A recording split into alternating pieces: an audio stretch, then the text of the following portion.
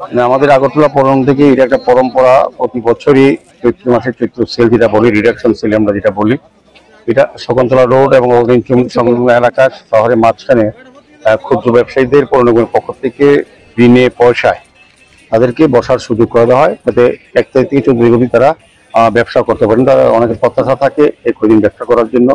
আমরা পৌর নিগম সমস্ত ব্যবস্থাপনা করে থাকি। তো এবার লটারির মাধ্যমে আমাদের টোকেন যারা লাইন ধরেছেন তাদের মধ্যেই সবাইকে দেওয়া সম্ভব হয়নি, আমরা খুব দুঃখিত। আমরা আগামী সময় চিন্তা করবো সবাই যত সংখ্যক বেশি লোককে যাতে বসানো যায় ক্ষুদ্র ব্যবসায়ীকে, যেহেতু রাস্তার জায়গা কম, সারা শহর কিন্তু আর দেওয়া যায় না, কারণ মানুষের যান চলাচল, মানুষের স্বাভাবিক জীবনযাত্রা ব্যাহত হবে। এই কারণে আমরা একটা নির্দিষ্ট জায়গা প্রতি বছর দিয়ে থাকি। এবারও প্রায় 400 উপর আমরা দিয়েছি।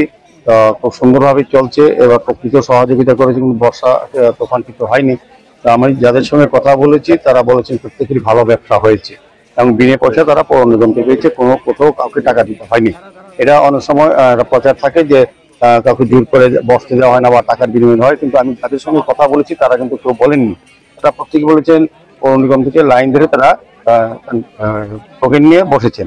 তো আজকে যেহেতু তীব্র দাওয়া চলছে কদিন ধরে, এমনিতেই আমরা মনে করলাম যে আজকে যারা ব্যবসায়ীরা ব্যবসা করছেন বা ক্রেতারা আসছেন দূর দূরান্ত থেকে, তাদেরকে কিছুটা স্বস্তি দেওয়ার জন্য আমাদের পৌর নিগমের 2 নম্বর ওয়ার্ডের মাননীয় কর্পোরেটর সেন্ট্রাল জোনের যে চেয়ারম্যান রত্নাদত্ত মহোদয়ের উদ্যোগে ফল, মিষ্টি এবং পানীয় জল বিতরণ করা হচ্ছে।